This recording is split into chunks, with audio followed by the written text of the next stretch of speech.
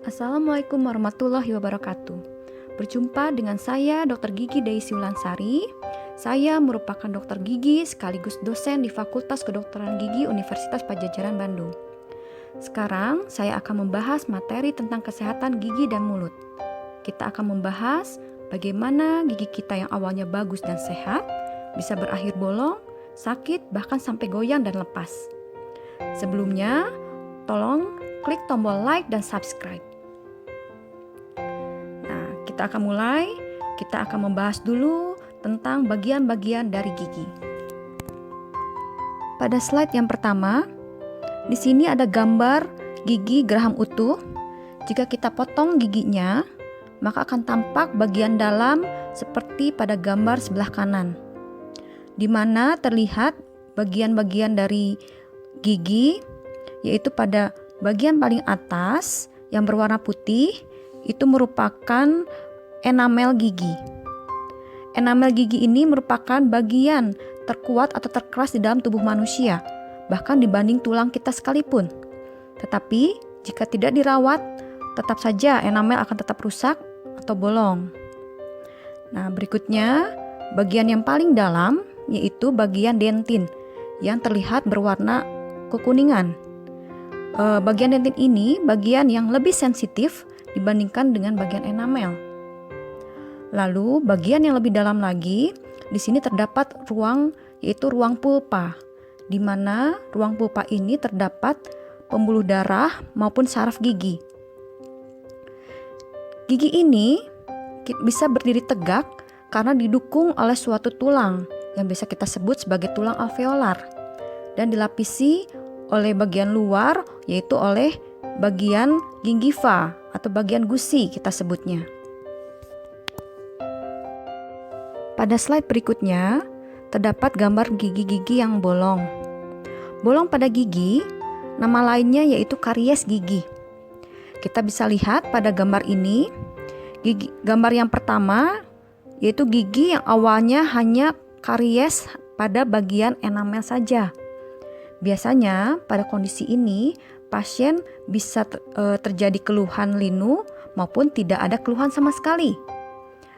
Jika karies ini kita biarkan dan tidak dilakukan perawatan, maka karies ini akan terjadi lebih dalam lagi. Kita lihat pada gambar yang kedua, yaitu karies sudah mencapai dentin. Pada kondisi ini, biasanya gigi sudah terjadi keluhan seperti linu, baik pada saat makan ataupun minum panas maupun dingin. Pada saat kondisi seperti ini, jika tidak dirawat dan dibiarkan saja, maka karies ini akan berlanjut lebih dalam lagi dan akan terlihat seperti pada gambar yang ketiga, yaitu karies sudah mencapai ke dalam ruang pulpa, di mana di dalam ruang pulpa ini kan ada pembuluh darah dan ada saraf, sehingga pasien pun akan mengalami keluhan sakit maupun linu. Oleh karena itu, ada beberapa orang yang giginya bolong tapi tidak sakit, tapi ada juga beberapa orang yang mengalami bolong tapi terasa linu dan sakit. Jadi hal tersebut tergantung dari kedalaman karies itu terjadi. Jika bolong atau karies gigi dibiarkan terus-menerus, tidak dilakukan perawatan, sehingga karies gigi tersebut dan infeksi tersebut terus menjalar sampai ke dalam ruang pulpa dan sampai ke ujung akar. Jika infeksi tersebut terus-menerus dibiarkan, maka akan terbentuk suatu nanah atau nama lainnya yaitu pus. Maka apa yang akan terjadi? Gigi tersebut bisa terjadi abses. Bisa terlihat pada gambar tersebut. Pada gambar ini, gusi mengalami pembengkakan di mana isi dalam bengkak tersebut itu adalah nanah atau pus gigi. Jika dibiarkan, maka nanah ini akan terus menjalar, maka bisa terjadi bengkak pada gusi maupun pada pipi. Selain hal-hal tersebut, masalah apa lagi yang sering terjadi pada gigi kita sehari-hari? Yaitu selain tadi bolong, karies, bahkan sampai abses. Salah satunya yaitu karang gigi.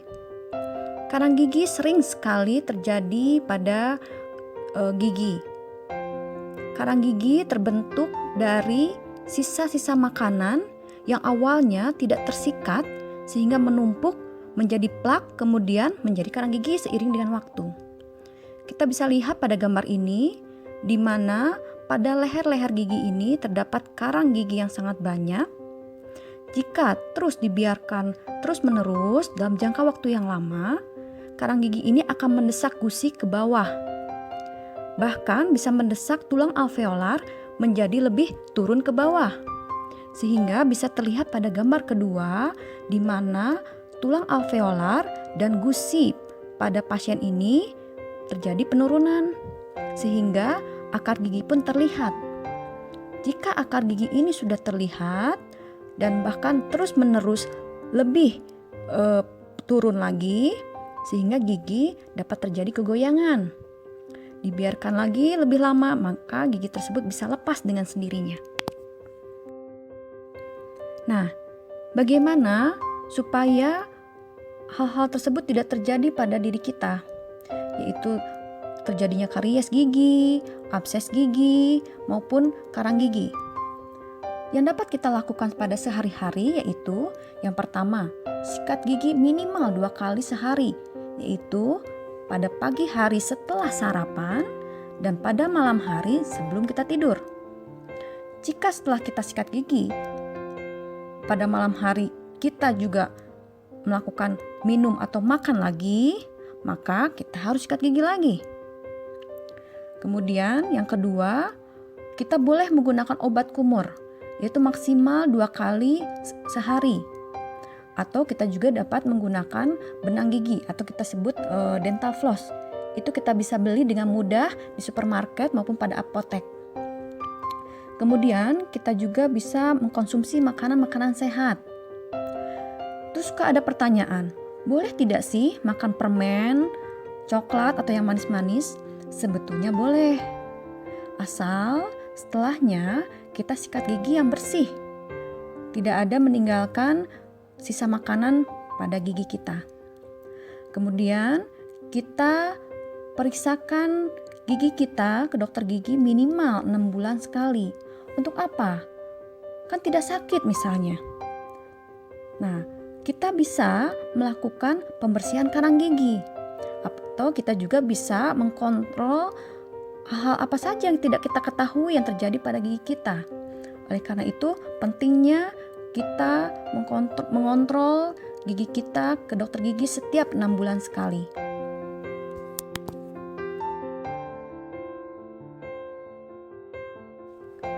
Selain keluhan-keluhan yang biasa terjadi pada kita seperti tadi karies, abses, karang gigi, ada hal lain yang suka dikeluhkan oleh kita, yaitu kelainan sendi rahang, di mana pasien merasakan jika saat buka mulut, rahangnya itu terasa sakit, atau menimbulkan bunyi-bunyi yang aneh, atau bahkan ada yang mengeluhkan saat membuka mulut atau rahang, susah untuk kembali lagi menutup mulut.